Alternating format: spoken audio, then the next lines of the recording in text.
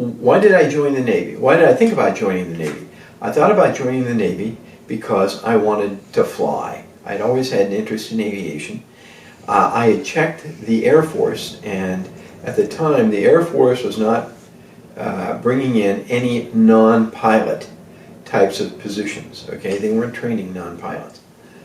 So I knew that there was a category in naval aviation called naval flight officers, and so that's what made me interested in the Navy. Okay, I prepared for going to the Navy by trying to prepare myself physically, specifically running and doing like push-ups, sit-ups, and stuff like that. But I knew there was something I wasn't going to be able to prepare for, even though I did try, and that was when I joined the Navy, I didn't know how to swim.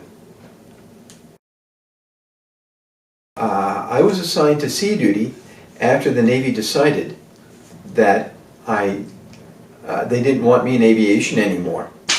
So I was assigned to sea duty. My first ship was the USS Nespelin, AOG 55.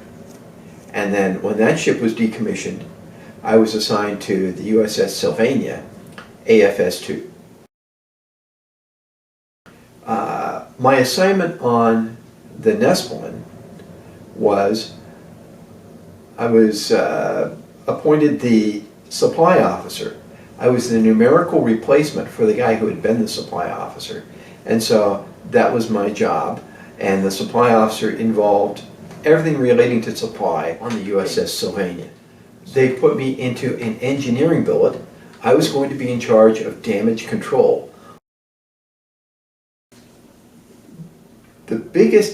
One of the biggest differences was basically the size of the ship.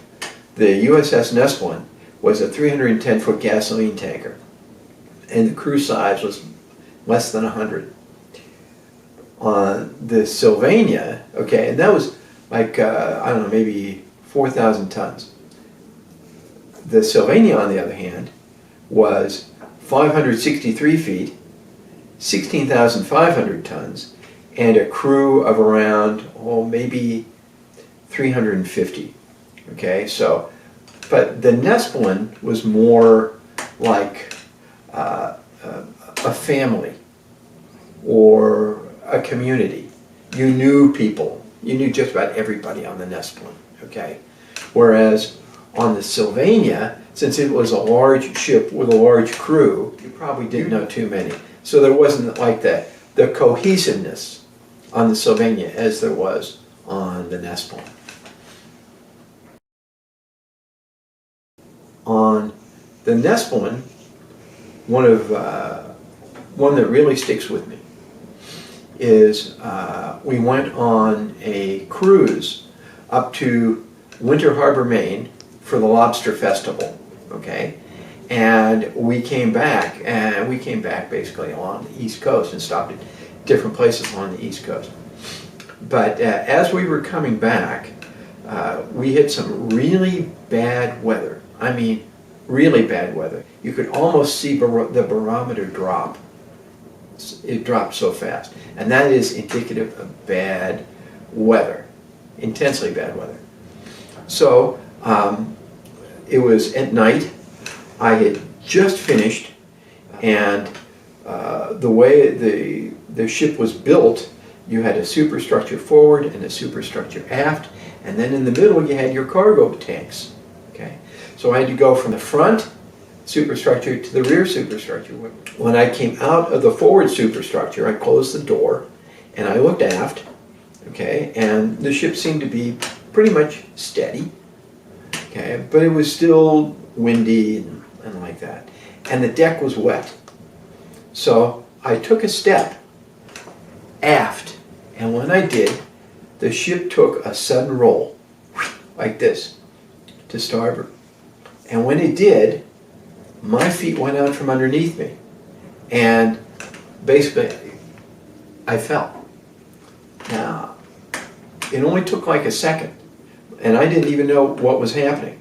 But when I realized about a second later, what had happened, I found that my right hand was holding on to a handrail, and the rest of me, from pretty much my shoulders on down, were hanging over the cargo tanks. I had slipped, and I was hanging over the cargo tanks. I looked out, and I saw my hat flying over the side, and it was dark. It was very dark that night. Okay. I saw green water over the gunnel. Okay, the ship was like this, and there was green water here over the deck. And I realized, this is not a good position to be in. So I managed to get myself underneath the handrail, back on the deck. I got myself situated, went all the way back aft, made sure I didn't lose my footing again, and went into the aft superstructure and went to my stateroom.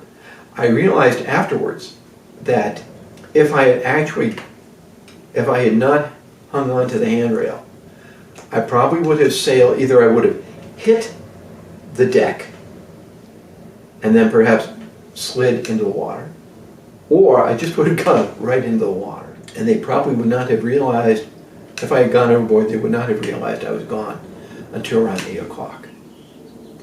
And I probably would have drowned.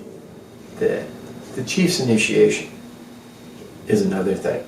And this guy, who then got promoted to chief petty officer, okay? And he deserved it. He was a good man. And so they were having the chief's initiation. Somebody said, hey, did you know that, what's his name, they're going to have the chief's initiation? I said, no, I wasn't invited.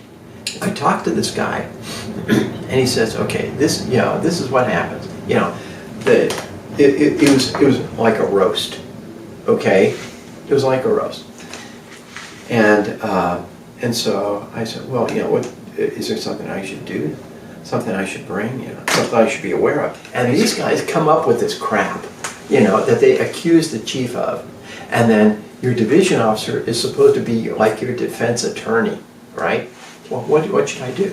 They say, first of all, one of the things they do is, if you talk against the court, right, they fine you. So, if you want to get involved, bring some money.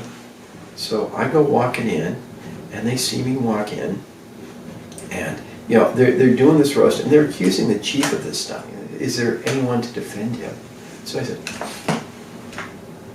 I'll defend him.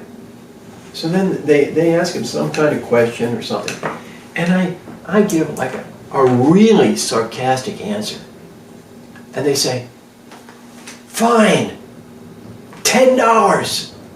And I go, boom, boom, boom, boom, boom, $10, And you could see that the whole, everything was starting to change, the mood, okay? So then they keep doing this stuff, and I keep putting out these fines, And so finally, they get to the point where they say, all right, now, you've been defended, but the only way to find out if you are speaking the truth is to make you drink the truth serum, right? And that was this big tumbler like this that was filled with tomato juice and raw eggs and all this other stuff, right? So here was this concoction, and it was a big glass, right? And they said, all right, Mr. Oertel, if you're telling the truth, you drink the truth serum. And if it stays down, it's the truth. So then I'm seated, and they have the truth serum over here on the table. And before I drink the truth serum, they put a bucket in front of me. They said, okay, Mr. Oertel, now's the time. You've got to drink the truth serum. Is there anything you want to say? I picked up the glass and I said, yes. And finally I said, okay, the Navy sails at the pleasure of the Naval Reserve. And there was a hush, like, and I drink the whole thing down. It's like, I did, because I think there are very few, if any, people who don't drink it and then just puke it all out. Okay, if they can get it down. I got it down. And that, I think that cemented my place.